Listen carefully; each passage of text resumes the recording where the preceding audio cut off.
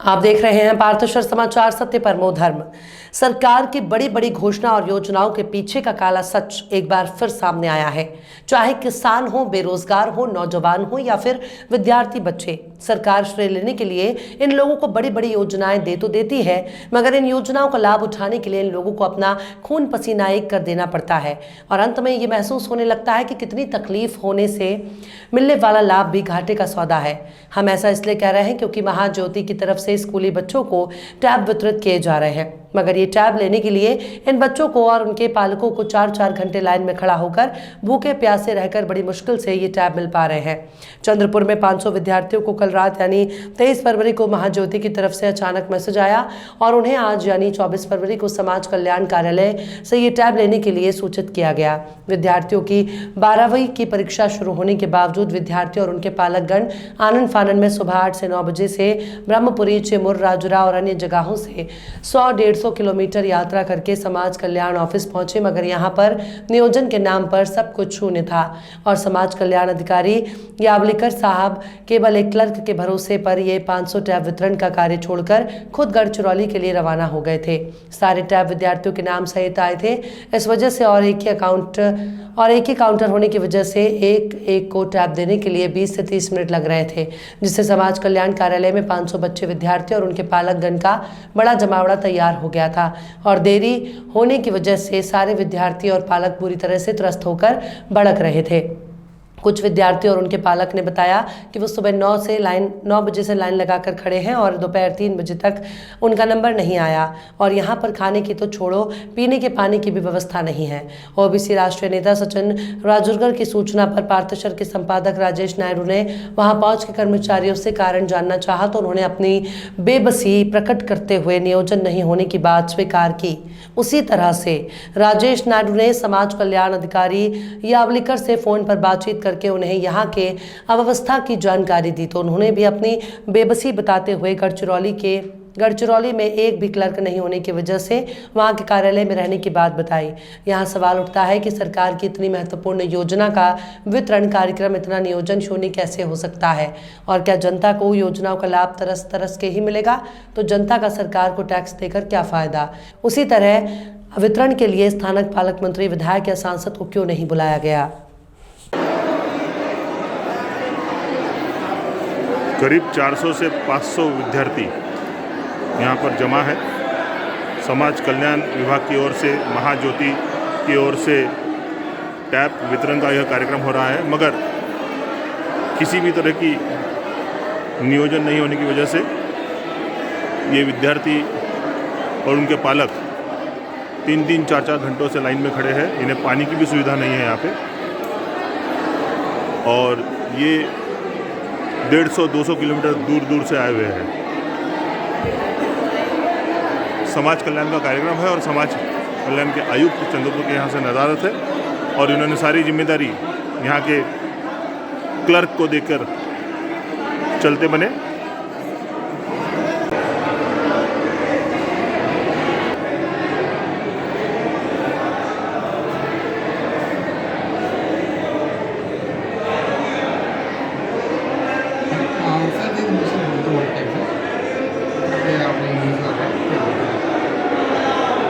Sir नमस्कार। Speaker बंद आहे का? एक मिनिट। हॅलो, हां सर, मी नायडू बोलतोय, पार्थेश्वर समाचार संपादक।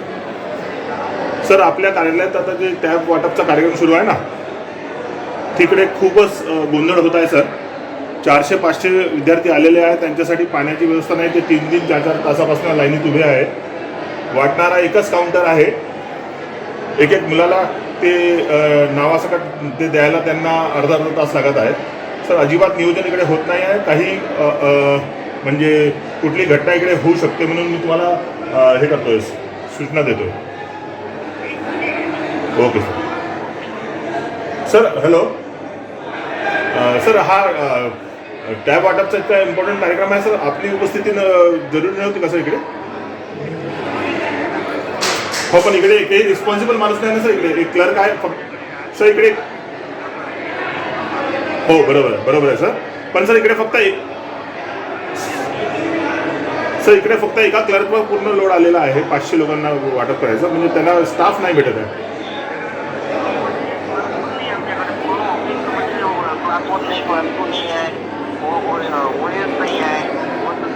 ओके सर, पहा तुम्ही तिकडनं कसं काय कंट्रोल करू शकता, थोडंसं पाहून घ्या सर. ठीक. तुमच्याकडे आहे. तुम्ही कसं नियोजन आहे तुमचं, आहे का योग्य आहे का? कसं आहे सर, आपल्याला रात्री कळालं का बा वितरण आहे. तो काय वाटत नाही. तुम्ही कुठल्या पदावर आहे? तुम्ही कुठल्या पदावर? वरिष्ठ लिपिक. वरिष्ठ लिपिककडे पुन्हा जबाबदारी देऊन निघून गेले साहेब. तुमच्याकडे आहे ना नियोजन आहे ना, मग तुमचं नियोजन कसं आहे की इतकी मोठी पब्लिक आली आहे, कशी आली तुम्हाला काल रात्री माहिती झालं, यांना सकाळी माहिती झालं असेल ना. आपण जस्ट आता जसं गेले ना त्याचे स्वाक्षर घेऊन डिस्ट्रीब्यूट करतो, पण शोधायला वेळ लागत आहे. अगदी ते बरोबरच आहे ना, कारण तुमचं नियोजन बेटा तुम्ही टॅपसाठी आले आहे? किती तासापासून उभे आहे तिकडे? 3 तास झाले. कुठनं आले तुम्ही? चंद्रपूरच्या जात. तुम्ही कुठनं आले बेटा? तांबाजी. कधीपासून उभे आहे इकडे? 12 वाजतापासून.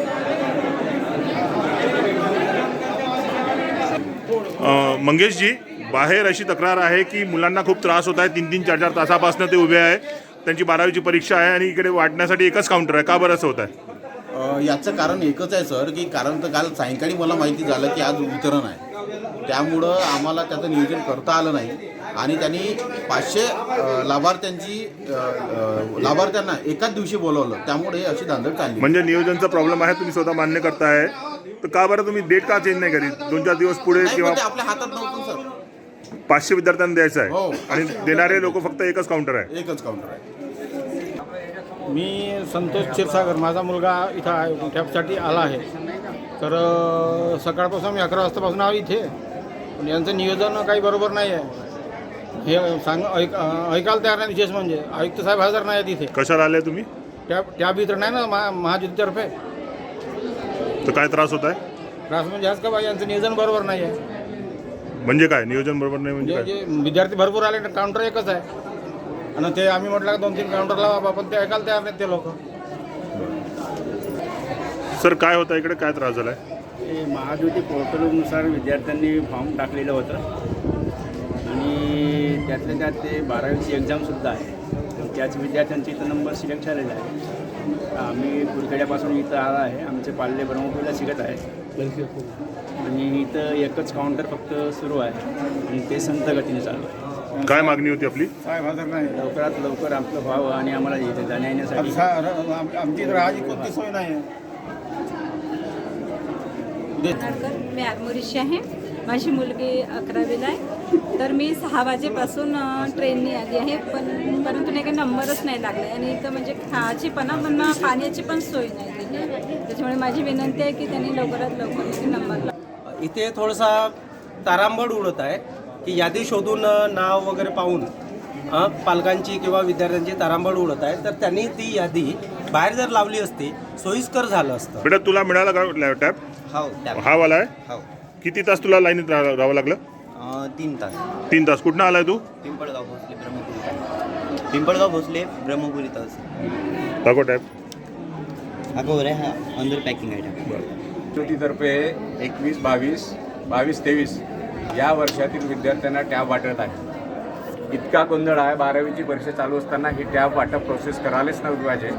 जेव्हा की यांना पहिलेपासून टॅब मिळाले होते, त्या 21-22चे पहिलेच वाटप करायला पाहिजे. आज दिवस त्यांनी घेतलेला आहे, परंतु त्यांच्याकडे कर्मचारी नसल्यामुळे ते म्हणतात आम्ही एकच काउंटर लावू शकतो आहे, जास्त काउंटर लावू शकत नाही. परंतु इथं सर्वांचे नाव दिलेलं आहे. त्यांनी टोकन देऊन इथे नाव दिलेले आहे, बॅच नंबर दिला, आधार कार्ड घेऊन त्यांनी दिले असते. त्यांनी तसं नसतं करता. जाणून घेऊन परीक्षेच्या वेळेवर ही विद्यार्थ्यांना अडचण होत आहे. विद्यार्थ्यांची अडचण होत आहे, दुसरीकडे पालकांची पण अडचण होत आहे. आम्ही 150 किलोमीटर जावं लागणार. 150 किलोमीटरवरून ते आलेले आहेत पालक. सजीव, आपण कोणाकोणाशी संपर्क करण्याचा प्रयत्न केला? मी महाज्योतीचे व्यवस्थापक येवले साहेबांना फोन केला. ते म्हणे मी औरंगाबादला आहे. मी त्यांना सांगतो. इथे जे समाज कल्याण आयुक्त आहेत त्यांनासुद्धा फोन केला. ते म्हणतात मी गडचिरोलीला आहे, आमच्याकडे कर्मचाऱ्याची कमतरता असल्यामुळे मी त्यांना असं म्हटलं कर्मचाऱ्याची कमतरता असताना तुम्ही वाटप कशाला घेतलेलं?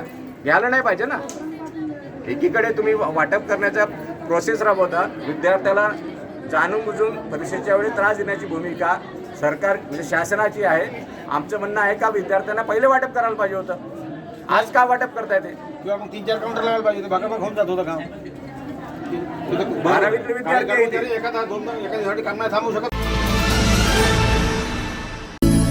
सर्वांसाठी पूर्ण फॅशन मॉल, सर्व वयोगटातील अपवादात्मक श्रेणी, विस्तृत variety. Shri Varsiddhi shopping mall, सिनी तारका रिंकू राजगुरु सोबत 18 ऑक्टोबर रोजी शुभारंभ. श्री वरसिद्धी शॉपिंग मॉल आपल्या चंद्रपूर मध्ये. Shri Varsiddhi shopping mall, wedding collections, bridal lehengas, sarees, churidar, dress materials, western wear, kids wear, men's wear. 18 October रोजी महाशुभारंभ. Shri Varsiddhi shopping mall, Kasturba road, Chandrapur, Maharashtra.